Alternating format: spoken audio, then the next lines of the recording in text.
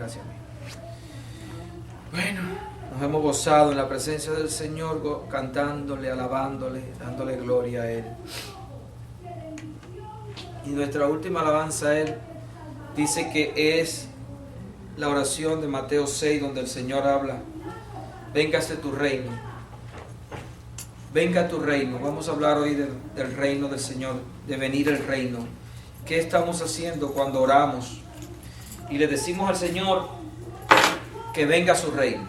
Cuando usted ora, Padre Santo, cuando decimos esa palabra,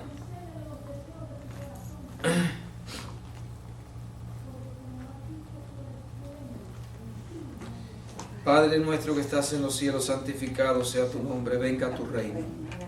¿Qué pensamos cuando decimos venga tu reino? Hablamos la vez pasada que, o hemos estado hablando, y yo siempre he dicho que Dios es un Dios de lógica, de sabiduría. Es importante entender cuando hacemos algo en el Espíritu, cómo lo hacemos y por qué lo hacemos. Allí hay una oración que dice venga tu reino, en la oración del Padre Nuestro. Mateo 6:10. Hágase tu voluntad. Yo quiero que ustedes entiendan, cuando ustedes le dicen a Dios, venga tu reino, usted tiene que tener conocimiento de qué usted está pidiendo. ¿Qué se está pidiendo cuando se dice venga tu reino? Muchas de las veces pensamos que cuando decimos venga tu reino nos estamos refiriendo más que nada a que Dios gobierne sobre nuestras vidas. Y es verdad, eso es una forma de gobierno y no es una idea equivocada. Pero en la oración, en verdad, cuando se habla de véngase tu reino, hay algo más profundo que eso. Hay algo más profundo que la voluntad de Dios solamente sobre mi vida. Eso tiene que ver con la voluntad de Dios sobre la tierra. Oigan esto, porque miren el verso 10 lo que dice: venga tu reino, hágase tu voluntad como en el cielo, así también, ¿dónde? En la tierra. En la tierra, no dice en mí. Ven, a veces nosotros nos sellamos, y yo he visto muchas veces esto, que cuando se ora, véngase tu voluntad en la tierra, siempre estamos pensando en nosotros. Y nosotros estamos dentro de eso porque estamos en la tierra. Pero hay algo más grande que nosotros. Es la tierra entera.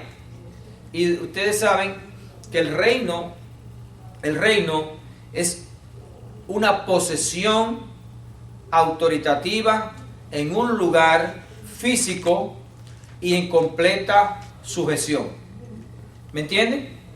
Reino es autoridad y sujeción completa a ese lugar. Por ejemplo, nosotros estamos en el reino de los Estados Unidos. En el reino de los Estados Unidos todo se sujeta a la voluntad de las leyes de este país. En cualquier otro país, las leyes de este país no rigen, sino las leyes de ese país. Eso es un reino. Ahora, ¿qué estaba diciendo Jesús cuando nos enseña y dice, pidan de esta manera? Véngase tu voluntad, véngase su reino, hágase su voluntad. ¿A qué se refiere? Lo que tiene la Biblia en Daniel capítulo 2, verso 31. En el principio de Daniel, le voy a resumir. Padre Santo, enséñanos. Dice que Nabucodonosor, el rey de Babilonia en aquella época, había tenido un sueño. Y en ese sueño había visto una esfinge, un hombre, una imagen de un hombre muy grande, y lo dejó atolondrado. Y esta imagen, él pidió que los sabios y los adivinos de aquella época le dijeran qué significaba el sueño, pero ninguno pudo. Le dijeron que Daniel podía ayudarlo, y Daniel vino a él, y él le pidió a Daniel que le interpretara el sueño.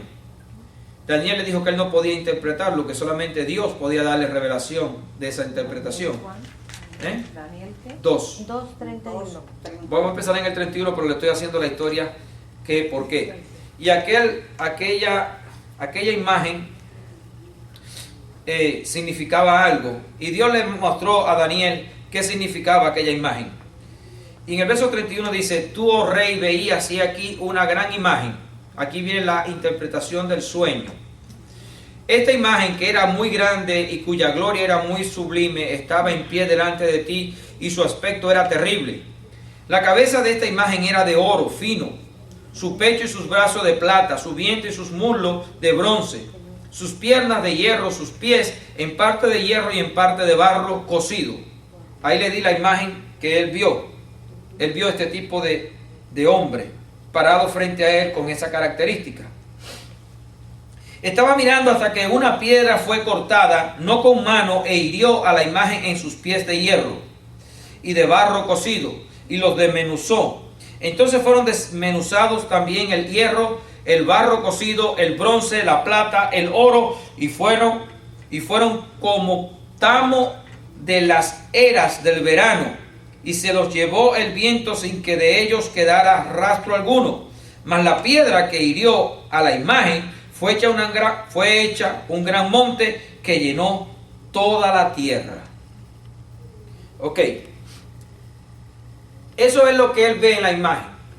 Ahora, la interpretación de este sueño es que estas cuatro partes, el oro, la plata, el bronce y el hierro con el barro, son cuatro reinos que iban a suceder en la tierra. Y que al final, vamos a verlo como dice aquí, voy a leerle. En el verso, voy a leerle ahora del 36 en adelante. Este es el sueño, también la interpretación de él diremos en presencia del rey. Tú, oh rey, eres rey de reyes, porque el Dios de los cielos te ha dado reino, poder, fuerza y majestad. Y donde quiera que habitan hijos de hombre, bestias del campo y aves del cielo, Él los ha entregado en tus manos. Y te ha dado el dominio sobre todo. Tú eres aquella cabeza de oro. Ahí viene la interpretación. Tú eres aquella cabeza de oro. Sigue. Y después de ti se levantará otro reino inferior al tuyo, y luego un tercer reino de bronce, el cual dominará sobre toda la tierra. Y el cuarto reino será fuerte como hierro, y como el hierro desmenuzará y rompe todas las cosas, desmenuzará y quebrantará todo. Y lo que viste de los pies y los dedos, en parte de barro cocido, de alfarero, y en parte de hierro, será un reino dividido, mas habrá en él algo de fuerza, del hierro, así como viste hierro mezclado con barro cocido. Y por ser los dedos de los pies en parte de hierro y en parte de barro cocido, el reino será en parte fuerte y en parte frágil. Así como viste el hierro mezclado con barro, se mezclarán por medio de alianzas humanas, pero no se unirán el uno con el otro, como el hierro no se mezcla con el barro. Dice que él fue el primero, Nabucodonosor fue el primer reinado que hubo desde la época esa. Hacia acá hubieron otros tres reinos: el reino Medo-Persia, el reino griego y el reino romano. Ok, esos reinos existieron, pero ahora dice en el verso 41, y en los días de estos reyes el Dios del cielo levantará un reino que no será jamás destruido, ni será el reino dejado a otro pueblo. Desmenuzará y consumirá a todos estos reinos, pero él permanecerá para siempre. De la manera que viste que del monte fue cortada una piedra, no con mano, la cual desmenuzó el hierro, el bronce, el barro, la plata y el oro, el gran Dios ha mostrado al rey lo que ha de acontecer en lo porvenir, y el sueño es verdadero y fiel su interpretación. Aquí estamos hablando de que van a pasar 4 reinados, pero que en esos reinados va a llegar un momento que va a venir una piedra cortada de un monte, y esa piedra va a desmenuzar estos 4 reinos, y ella va a permanecer como un reino. Como esto es una interpretación, aquí está el sueño, pero está hablando de la tierra, ¿no es verdad? Dice que esta piedra no es cortada por mano humana, es decir, no fue lanzada del monte por una mano humana, sino que fue cortada en una forma sobrenatural. Eso significa que lo ha hecho Dios. Y esa piedra, ¿saben quién es? Ese es el reino de Dios. Ese es el reino de Jesucristo en la tierra. Quiero que entendamos, estamos en la época del cuarto reinado. El cuarto reinado es el reinado de los romanos. Se considera, y voy a hablar de esta manera, se considera que el reinado romano todavía está en la tierra a través de sus leyes y la forma en que ellos gobernaron, todavía reinan en esa forma hoy en día ese tipo de reino. Dice que este reinado iba a ser un reinado que tenía hierro y tenía barro. Y ese reinado para los últimos tiempos, estamos viendo que en Europa hay un reinado en este momento que se llama el mercado europeo, y esas personas, esos países de esa zona se han unido en una manera que no son fuertes, pero no son débiles. ¿Por qué? Porque ese mercado común europeo no son un solo reino, pero son muchos países bajo un mismo principio. Y es lo que estaba diciendo aquí, que habían 10 dedos que tenían esa condición. Eso se asume hoy en día como que es posible que esa forma de reunión que tiene el mercado común europeo es a lo que Dios se está refiriendo en estos últimos tiempos. Junto a eso también está la profecía que se están cumpliendo. Y quiero hablar del reinado de Dios, el reinado de Cristo. Hasta aquí vemos cómo en una época tan antigua, antes de Cristo, unos 600, 700 años antes de Cristo, Dios muestra lo que va a suceder y le dice al rey que esto va a suceder en un momento en el tiempo y que esto es verdadero. Ahora, este es el último reino humano. A partir de este reino humano viene el reino de Dios.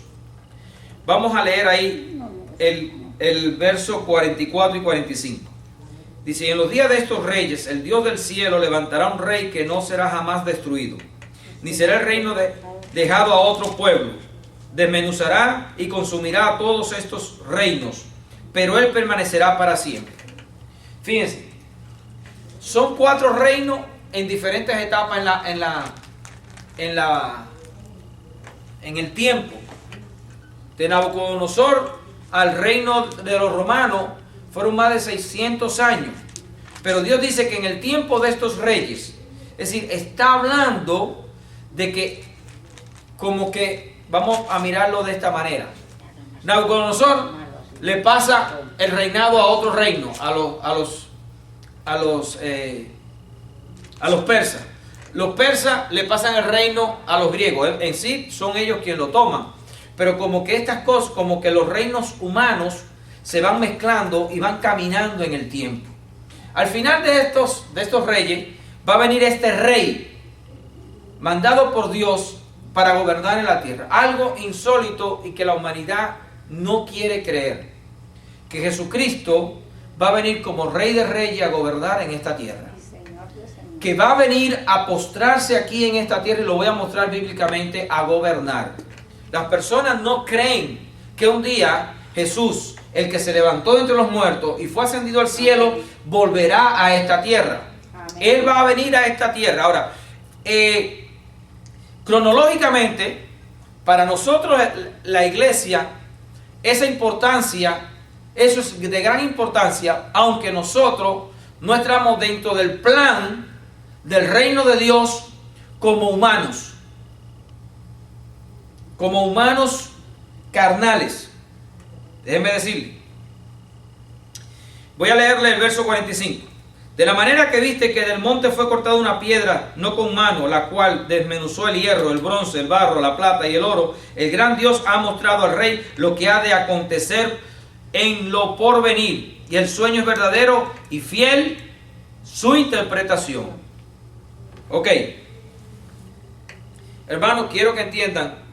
Esto es una realidad que va a acontecer. Es una verdad. En Gálatas 4:4, allí dice el Señor, hay una palabra hermosa, dice el Señor en Gálatas 4:4, y cuando, dice así, pero cuando vino el cumplimiento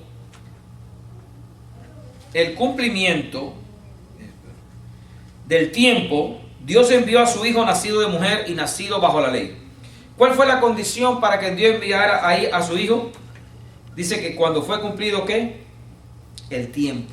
¿Qué nos dice eso? Eso nos dice que Dios tiene las cosas bajo un control de tiempo. Jesucristo no vino en cualquier momento, sino cuando fue cumplido el tiempo para la venida del Señor, Dios envió a su Hijo a la tierra. Así hemos visto, que hemos leído en Daniel, que cuando estas cosas se cumplan de la manera que Dios lo ha determinado, Dios va a mandar a su Hijo a reinar en la tierra una vez. ¿Entienden? Comprendan esto. Ahora, vamos a leer lo que dice Apocalipsis 14:1. Quiero enseñarle algo aquí en Apocalipsis. Dice el Señor en Apocalipsis 14:1: Después miré y aquí el Cordero estaba en pie sobre el monte de Sión, y con él 144,000 que tenían el nombre de él y el de su padre escrito en la frente. ¿Qué es el monte de Sión? El monte de Sión es un lugar que se encuentra en Israel. Y ese lugar dice que se va a hallar un momento en que Jesús va a estar allí parado en el monte de Sión. Quiero que sepa que ese es el lugar donde el Señor va a aterrizar. Quiero que lo entienda. Es el lugar donde Dios va a mandar a su Hijo. Dios mandó a su Hijo la primera vez, ¿dónde? A un pesebre, a través del vientre de María. Pero en los últimos tiempos, Dios va a mandar a su Hijo a poner los pies en el monte de los olivos. ¿Se acuerdan dónde fue Jesús preso? ¿Dónde lo cogieron preso? En el monte de los olivos. Ese era el lugar donde él oraba. Dicen que él se apartaba con el Padre en el monte de los olivos. Allí fue donde lo cogieron preso. Allí fue donde lo capturaron para llevarlo a la cruz. Ahora, en Zacarías 14, verso 1, les voy a leer aquí. Zacarías 14, verso 1. Zacarías 14, 2. Cuando llegas a Mateo, le das un poquito hacia atrás a la Biblia. Ahí tienes Malaquías y tienes Zacarías. En 14, 1, miren la profecía que hay con respecto. Ya vimos a Daniel lo que profetizó Daniel. Ya vimos el Espíritu Santo a través de Juan lo que profetizó, que lo veía en el monte de los olivos, con 144,000 personas allí alrededor de él. Y en el capítulo 14 de Zacarías dice: He aquí el día de Jehová viene, y en medio de ti será repartidos tus despojos. Porque yo reuniré a todas las naciones para combatir contra Jerusalén, y la ciudad será tomada, y serán saqueadas las casas y violadas las mujeres, y la mitad de la ciudad irá en cautiverio, mas el resto del pueblo no será cortado de la ciudad. Escuchen esto. ¿Qué situación le va a acontecer en estos últimos tiempos a Israel? Es fuerte. Mujeres violadas, niños asesinados. La situación es fuerte para Israel. No es para el mundo entero, es para Israel. Las ciudades se van a levantar contra Israel. En un momento determinado, las naciones del mundo, muchas naciones, se van a levantar contra Israel, dice el Señor aquí. No sabemos cuándo, pero pensamos que va a ser pronto. Miren lo que dice el 2. Porque yo reuniré a todas las naciones para combatir contra Jerusalén. Y la ciudad será tomada y serán saqueadas las casas y violadas las mujeres. La mitad de la ciudad irá en cautiverio, mas el resto del pueblo, el resto del pueblo, no será cortado de la ciudad. Después saldrá Jehová y peleará con aquellas naciones, como peleó en el día de la batalla. Y se afirmará sus pies en aquel día sobre el monte de los olivos. Oiga lo que dice ahí. Cuando eso suceda, dice que Jehová, que es Jesús, pondrá sus pies sobre el monte de los olivos. ¿Vieron lo que vimos en Apocalipsis 14? Que vieron al Cordero en el monte de los olivos con 144,000. ¿Ok? Que está enfrente de Jerusalén al oriente, y el monte de los olivos se partirá por en medio. Oigan lo que va a suceder. Va a acontecer en ese momento un terremoto tan grande por la pisada del Señor sobre la tierra, que aquella gran montaña se va a convertir en un valle, hacia el oriente y hacia el occidente, haciendo un valle muy grande, y la mitad del monte se apartará hacia el norte y la otra mitad hacia el sur. Es decir, que una montaña se va a dividir y se va a formar un llano en ese lugar. La presencia de Jesús cuando venga será gloriosa. Vino como un niño, vino como un infante, que todo el mundo podía abusar de él. Nuestro Dios, su Padre, tuvo que sacarlo y mandarlo a Egipto porque lo querían matar. El pueblo de Israel estaba esperando a un rey y llegó un hombre débil, un hombre frágil, un hombre que lo abofetearon, abusaron de él. Nació como un bebé, pero ahora viene como un gran rey. Y se va a parar en el monte de Sión, hermano, de tal manera que aquel monte se va a dividir. Dice, y huirá al valle de los montes, porque el valle de los montes llegará hasta Azar. Huirá de la manera que huiste por causa del terremoto en los días de Usías, rey de Judá. Y vendrá Jehová mi Dios, y con él todos los santos. ¿Qué dice allí que vendrán? Todos los santos. Es decir, quiero que sepan algo. La iglesia en ese momento viene con Jesús en caballos blancos, dice la palabra. Esa venida no es para nosotros los que estemos con el Señor, los que lleguemos a estar con el Señor.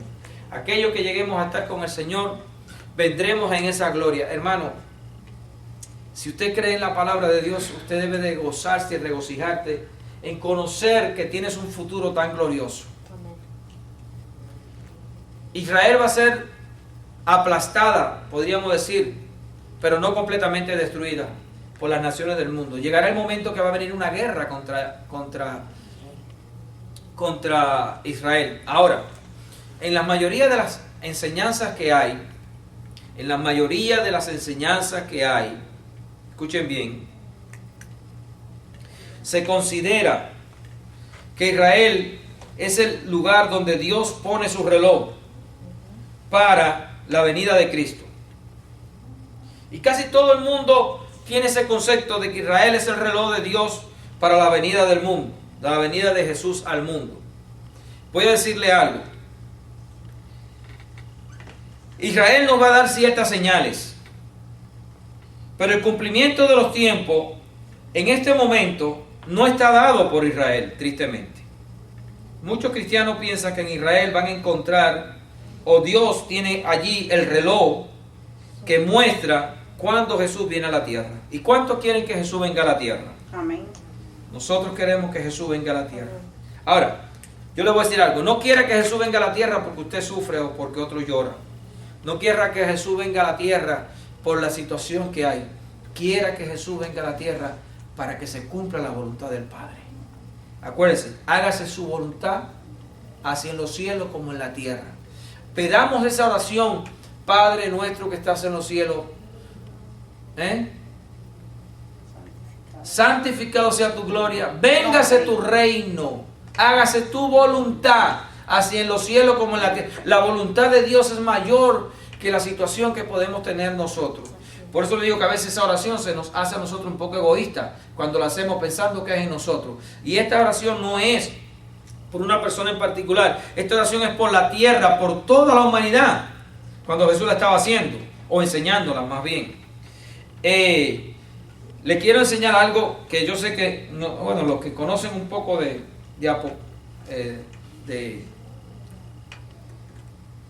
los tiempos de apocalíptico y ha oído un poco de lo que va a acontecer en el futuro.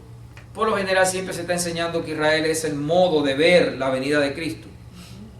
Pero hay una en Romanos capítulo 11, hay una voluntad de Dios que muchas personas no sé, como que lo leen y no lo entienden. Y allí está el reloj de Dios, verdaderamente para la venida de Cristo. Está en el capítulo 11 de Romanos, verso 25. Porque no quiero, hermanos, que ignoréis este misterio, para que no seáis arrogantes en cuanto a vosotros mismos, que ha acontecido a Israel endurecimiento en parte. Romanos 11, verso 25. ¿Qué le ha sucedido a Israel? Se ha endurecido. ¿Qué quiere decir que se ha endurecido? Que no recibe de Dios. Ustedes saben que Israel se endureció al matar al Señor, al no entender a su Mesías. Dice, se ha endurecido en parte, hasta que haya entrado la plenitud de los gentiles. ¿Hasta cuándo va a estar Israel endurecido? ¿Hasta cuándo Israel? Dice la abuelita que si acaso no eran los romanos los que lo habían matado. Fueron romanos y judíos. Los judíos lo cogieron preso, los judíos lo juzgaron y se lo entregaron a Pilato, y Pilato tuvo que dar la resolución, pero entre ellos dos, porque los judíos no son quienes lo cuelgan en la cruz, pero son el autor intelectual de la muerte de Jesús. Son los judíos quienes lo apresan en el monte, vendido por el amigo traicionero del Señor, Judas Iscariote. Pero son los judíos quienes lo apresan, quien lo juzga el sumo sacerdote, quien los encuentran malditos y quien se lo entregan a los judíos para que a los romanos para que lo maten. Ahora dice aquí que el endurecimiento de Israel va a ser ¿hasta cuándo? Hasta la entrada de la plenitud de los gentiles. ¿Cómo la entrada de la plenitud de los gentiles? ¿Qué significa que la plenitud de los gentiles va a entrar? Es decir, Dios ha dado una oportunidad a los gentiles que no teníamos hasta la venida de Cristo. Nosotros los gentiles no podíamos llegar a la presencia de Dios. Ahora, Dios le ha dado al gentil, a usted y a mí, una oportunidad de entrar. Dios está haciendo la iglesia con gentiles y judíos. Pero el gentil que no tenía derecho a la ley de Dios, a la presencia de Dios, ahora tenemos entrada por medio de la sangre y el sacrificio de Jesús. Y aquí Dios dice una cosa: hasta que la plenitud de los gentiles no me entre, yo no vuelvo ahora a tratar con Israel. Es decir, a Israel lo puso a un lado para darnos paso a nosotros también. Quitó la ley que tenían los judíos, quitó la forma de acercamiento del judío y puso la forma de acercamiento para el gentil y el judío a través de la sangre de Cristo. Ahora, ¿quién es el que cuenta la entrada de los gentiles? ¿Quién sabe cuál es el último gentil que va a entrar a la salvación? El único que lo sabe es Dios. Como quién sabía el día que venía Jesús cuando nació de María. El único que lo sabía era Dios. Él tiene sus tiempos. Y a veces nosotros ponemos la mirada en las consecuencias que está sucediendo en la tierra y decimos, oye, esos son dolores de parto, esos son avistamientos que Dios nos deja ver para que entendamos que estamos cerca.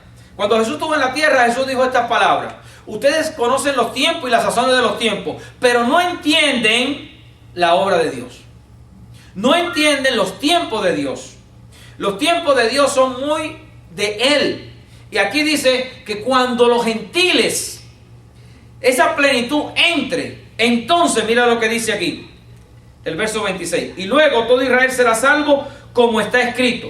Después de ese momento en que todos los gentiles entren, ¿qué usted cree que va a suceder cuando todos los gentiles entren? ¿Qué acontecimiento va a suceder cuando se acabe la entrada de los gentiles? O en otras palabras, se cumpla la plenitud de los gentiles. ¿Qué usted cree que va a suceder?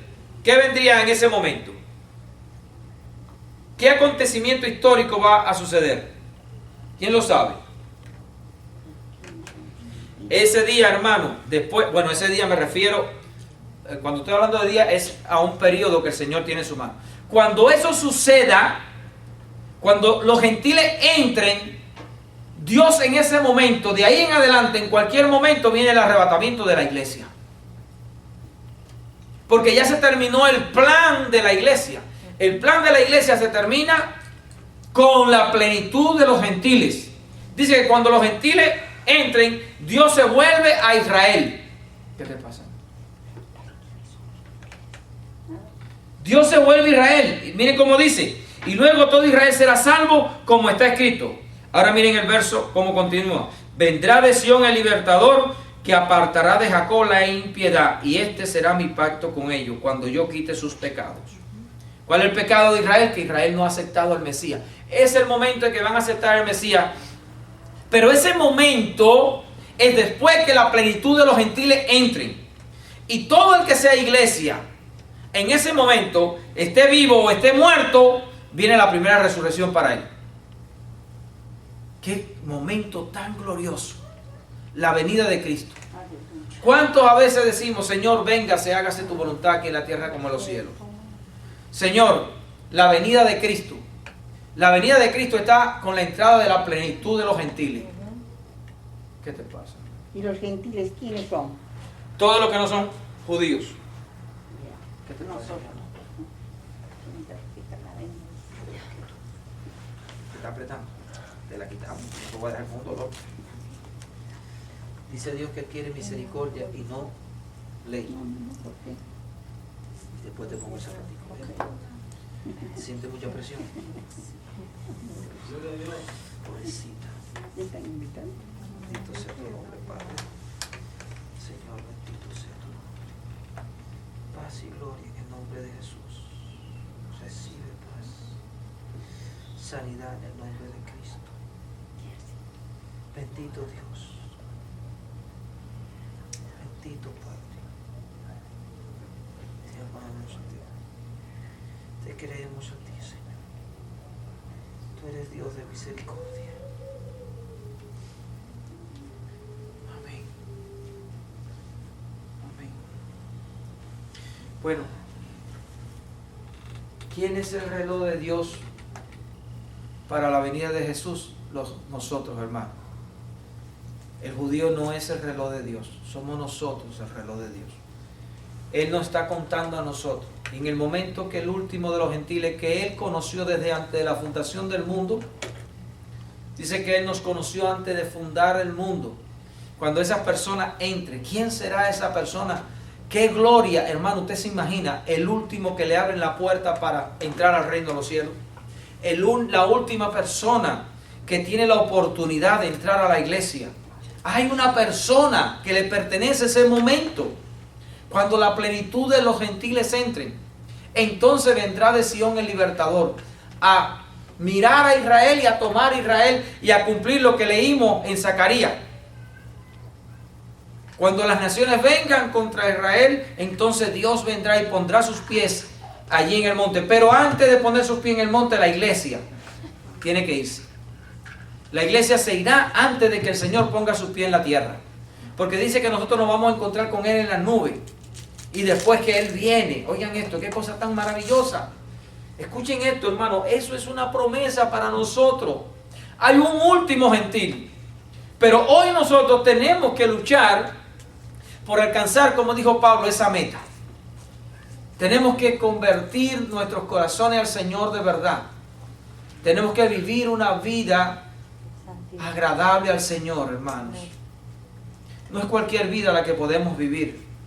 Tiene que ser una vida agradable a Él. Hágase su voluntad aquí en la tierra como en los cielos. Y tenemos que luchar todos los días, hermanos, porque tenemos un enemigo fuerte muy cerca de nosotros, que es nuestro cuerpo. Nuestros pensamientos, nuestros sentimientos, nuestras pasiones desordenadas, los deseos de nuestros cuerpos que son movidos por Satanás. Entonces, hemos visto hoy un nuevo conocimiento. Que cuando usted piensa en la venida de Cristo, acuérdese que hay un gentil que tiene que ser salvo, el último. No creo que seamos ninguno de nosotros, porque me imagino que se están salvando mucho más. Todavía no se ha cortado la mano de Dios con los gentiles. Todavía la mano de Dios está allí presente. Ahora, quiere decir que la mano de Él va a estar extendida hasta última hora. Hasta el día que entra, Él lo tiene contado. Él sabe quién es el último gentil que va a entrar. Y en ese día que entra el último gentil, que ya Él lo conoce y Él tiene esa persona que Él la escogió y Él la conoce ya. Cuando Él entre ese último gentil, en ese momento, la iglesia tiene que volar de la tierra. Porque se acabó el plan. Se acabó el plan con los gentiles. Ya no hay más prédica, ya no hay forma de entrar al cielo. Ya no hay forma de entrar al cielo por esa manera. Dice la abuelita, si acaso Jesús era judío. ¿Jesús era judío? Lógico. Él era judío y sigue siendo judío. Él es hijo de judío, de Abraham, el pueblo que Dios escogió para traerlo a él. Ahora, en Apocalipsis 20 le voy a hablar un poquito más de esta profecía también. En Apocalipsis 20, Dios habla de este momento antes de la venida de Cristo, y dice en el verso 20, en el verso 1 dice, capítulo 20, vi a un ángel que descendía del cielo con la llave del abismo y una gran cadena en la mano. Y prendió al dragón, la serpiente antigua, que es el diablo y Satanás, y lo ató por 1000 años. Y lo arrojó al abismo y lo encerró y puso su sello sobre él para que no engañase más a las naciones hasta que fuesen cumplidos 1000 años. Y después de esto debe ser desatado por un poco de tiempo.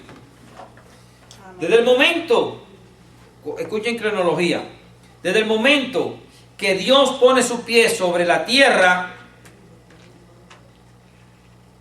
Dios ata a Satanás. Y por 1000 años Jesús va a estar reinando en la tierra con los hombres humanos que van a quedar aquí en la tierra con Israel como centro de gobierno de la tierra entera. Eso es lo que usted está pidiendo cuando usted dice, véngase su reino, hágase su voluntad, aquí en la tierra como en el cielo. Eso es lo que usted está pidiendo, que este reino de Jesús venga a la tierra. Eso es lo que estamos pidiendo en esa oración. Quiero que entiendan lo que están pidiendo, para cuando usted ore, sepa lo que usted le está pidiendo al Padre, porque orar en ignorancia no es correcto. ¿Me entienden? Cuando usted está pidiendo ese reino que venga, usted está pidiendo el milenio, usted está pidiendo que Jesús ponga sus pies sobre el monte de Sión, usted está pidiendo que la iglesia parta de la tierra. Así es. Ahora, cuando los 1000 años se acaben, que es el reinado de Cristo en la tierra, y vi trono y se sentaron sobre ellos los que recibieron facultad de juzgar, y vi a las almas de los decapitados por causa del testimonio de Jesús y por la palabra de Dios, los que no habían adorado a la bestia ni a su imagen, y que no recibieron la marca en su frente ni en sus manos, y vivieron y reinaron con Cristo 1000 años. La iglesia reinará con Cristo 1000 años en la tierra. Pero los otros muertos no volvieron a vivir hasta que se cumpliesen los 1000 años. Esta es la primera resurrección. Bienaventurado y santo el que tiene parte en la primera resurrección. Hay 2 resurrecciones. Antes que Cristo venga, tiene la primera resurrección. Cuando Cristo termine con el dominio en la tierra y destruya todo dominio, hay una nueva resurrección. Ya de esto hemos hablado. Este es el milenio que habla Zacarías.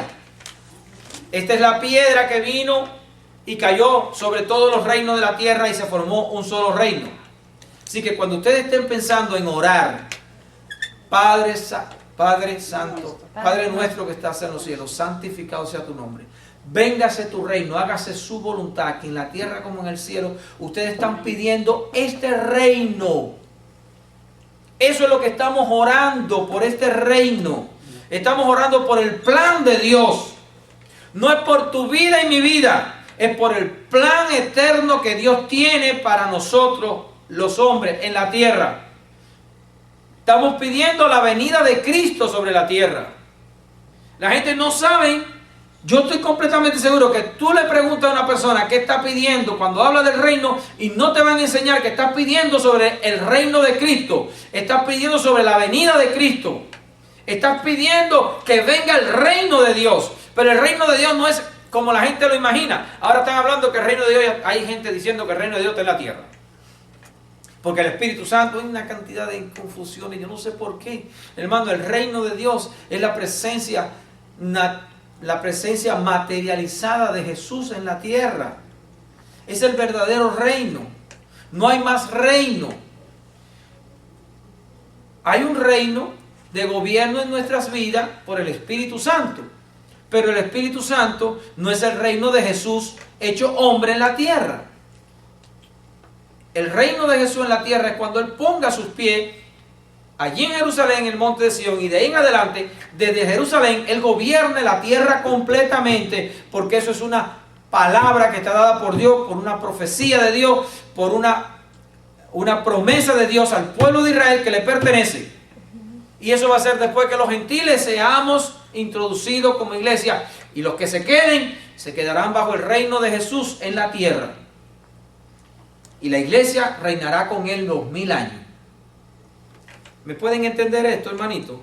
Yo quiero que ustedes escuchen esto para cuando ustedes oren, sepan aquí qué es lo que le están pidiendo al Señor cuando le dice, véngase su reino, Señor. ¿Dónde está el Padre nuestro? En Mateo. Mateo 6, del 9 en adelante. Sí. hemos visto que el Señor dijo que se cumpliría el tiempo de los gentiles. Hay un tiempo para nosotros, un tiempo para la iglesia ser creada, hay un tiempo para la salvación de los gentiles. Cuando eso se termine, empieza el reino de Jesús. De ahí en adelante la tierra empezará en una forma diferente. Se va a restaurar el reino de Dios en la tierra con los hombres que queden aquí. Y dijo el Señor en Apocalipsis que el que se va en la primera resurrección, la segunda muerte no tiene nada que ver. ¿Por qué? El que se va en la iglesia no tiene juicio. Ya se fue y es hijo de Dios. Quedan los otros muertos y los vivos para el trono. Ese llamado juicio del trono blanco es para todo aquel que no se ha levantado en la primera resurrección. Para todo el que esté muerto o esté vivo desde el principio de Adán hasta el último hombre que nazca en la tierra. Pero nosotros tenemos que pedir que Cristo venga, pero que nos lleve con Él en la resurrección de la iglesia. Porque si nos quedamos sin la resurrección de la iglesia, ¿de qué nos sirve haber venido a la iglesia? ¿De qué nos sirve haber creído en Cristo? Bueno, perdón. Sí nos sirve porque podemos entrar en la segunda resurrección y ser salvos. Pero es mejor la primera, es más gloriosa, es la parte de los hijos del Señor. ¿Entienden, hermano? Y ese tiempo no le pertenece como cronología a Israel. La mayoría de los predicadores enseñan a Israel en los problemas que tiene Israel. Israel tiene señales para nosotros. Pero Israel no es el reloj de Dios. El reloj de Dios son los gentiles, porque Israel fue apartado. Dice que Dios lo desechó por un tiempo hasta que entre la plenitud de los gentiles. Dios tiene sus ojos puestos ahora en los gentiles. Por eso Jesús cuando vino dijo, yo tengo otro rebaño al que tengo que ir. Y cuando habló de la parábola, mostraba que Israel siempre estaba siendo desechada por Dios, porque Israel no se ocupó de las cosas del Señor. Lo despreció y lo apartó. Y eso le dio la consecuencia, o le dio la oportunidad a Dios, vamos a llamarlo de esa manera, de podernos visitar a nosotros. Al ser desechado Israel, Dios pudo tocarnos a nosotros. Y esta sabiduría muchas veces no la entendemos. Miren lo que dice Romano capítulo 10. En el Romano capítulo 10, capítulo 11, en el verso 33 dice, oh profundidad de las riquezas y de la sabiduría y de la ciencia de Dios, cuán insondables son sus juicios e inescrutables sus caminos, porque ¿quién entendió la mente del Señor, o quién fue su consejero, o quién le dio a él primero para que le fuese recompensado? Porque de él y para él porque de él y por él y para él son todas las cosas, a él sea la gloria por los siglos de los siglos. Aquí está hablando, hermano, de que Israel fue, antes de eso, rechazado para nosotros ser introducidos. Hermano, usted está entendiendo que usted no tenía ningún derecho de ir a la presencia de Dios, y ahora usted está siendo una persona especial. Usted está siendo escogida para ser un hijo de Él. Usted tiene un lugar muy especial en el corazón de Dios. Nosotros, los despreciados, nosotros siempre en la palabra está hablado como el gentil. El gentil era un perro en la presencia del judío. El gentil estaba dado como una persona que no tenía salvación. Y Dios hoy en día nos tiene a nosotros como un tesoro tan preciado. Por eso no importa, hermano, lo que digan. Lo que importa es lo que Él diga de nosotros. Lo que Él piense de nosotros. Lo que Él haga con nosotros. No se amañe. No se piense que usted puede ser abandonado así muy fácilmente. No se piense que Dios va a quitar sus ojos de sobre tu vida. Aunque pases lo que pases, Dios te va a mirar con mucho amor. Porque tú eres un escogido para ser hijo. Tú no fuiste como el pueblo de Israel que fuiste escogido para traer a su hijo. No, tú fuiste escogido para ser hijo. Para ser hijo. Somos escogidos en la mayor o en el mayor amor de Dios. Dios ama a todo el mundo por igual. Pero a nosotros nos ha dado un especial lugar en el tiempo de la salvación y la creación de nosotros los seres humanos. El lugar de sus hijos. Y dice que Él desechó a Israel y nos tomó a nosotros. No es para que tengamos, como dice ahí, no es para que me sienta arrogado, en arrogancia y que yo soy. No, para ver su gran misericordia, su gran amor con que Él hizo este plan para que nosotros, los gentiles, que no venimos de Abraham, que somos toda la raza humana, que no nace de Abraham, pudiéramos entrar en la salvación. Y no ha dado una salvación tan grande, que nos dio una salvación mayor que la que le dio al pueblo de Israel en la época antes de Cristo. Nunca ellos pudieron alcanzar lo que nosotros podemos alcanzar, hermano. Seamos fuertes, sostengámonos del amor de Jesús, aguantémonos de su misericordia, esperemos en su compasión y no desmayemos. Cuando oremos, Padre nuestro que estás en los cielos, santificado sea tu nombre, véngase tu reino. Acuérdense que le estamos pidiendo al Padre que se cumpla esa voluntad aquí en la tierra, que el Hijo venga. ¿Se acuerda cómo termina Apocalipsis casi? Dice, y el Espíritu dice, ven Señor Jesús. Y la iglesia dice, ven Señor Jesús. Ese es el deseo. Escuchen, hay predicadores por ahí que están diciendo que no es el tiempo de decir, ven Señor Jesús. La iglesia tiene que decir, ven Señor Jesús. El Espíritu tiene que decir, ven Señor Jesús. Ese es el Padre nuestro. Ven, hágase tu voluntad aquí en los cielos como en la tierra. Véngase tu reino a esa tierra. Dios quiere que nosotros pidamos que el reino venga. Que venga ese reino. Porque la gente no ha entendido el Padre nuestro. No lo entienden. Siempre lo están tomando personalmente. Y no lo están tomando como la obra que Dios quiere que nosotros clamemos para que el reino de Él venga. Es una obra que Dios nos pide que lo hagamos. Jesús enseñó eso. Así que de hoy en adelante, cuando oren el Padre Nuestro, no cuando lo recen, perdón si voy a decir la palabra rezar, cuando lo oren, acuérdense que le estamos pidiendo al Padre que Jesús venga. Ese es el deseo del Padre, que nosotros pidamos estar con Él, que pidamos que Jesús venga, porque en la venida de Jesús está nuestro encuentro con Él. Sí, están los acontecimientos para Israel, están los acontecimientos para los 1000 años, pero esa cronología ya nosotros estamos con Él. Así es. Y lo que estén en la tierra, en la forma humana, bueno, benditos sean. Pero nosotros vamos a estar, si logramos alcanzar esa bendición, estaremos en el Espíritu, en el nuevo cuerpo. En el nuevo cuerpo. ¡Qué bendición! Hermanos, no hay sufrimiento, no hay nada que podamos comparar con esa venida. Dios es fiel. Él lo ha prometido, Él lo va a cumplir. Tendremos aquí tribulaciones y problemas. Pero recuérdense que Dios es fiel. Dios es fiel y Él va a cumplir.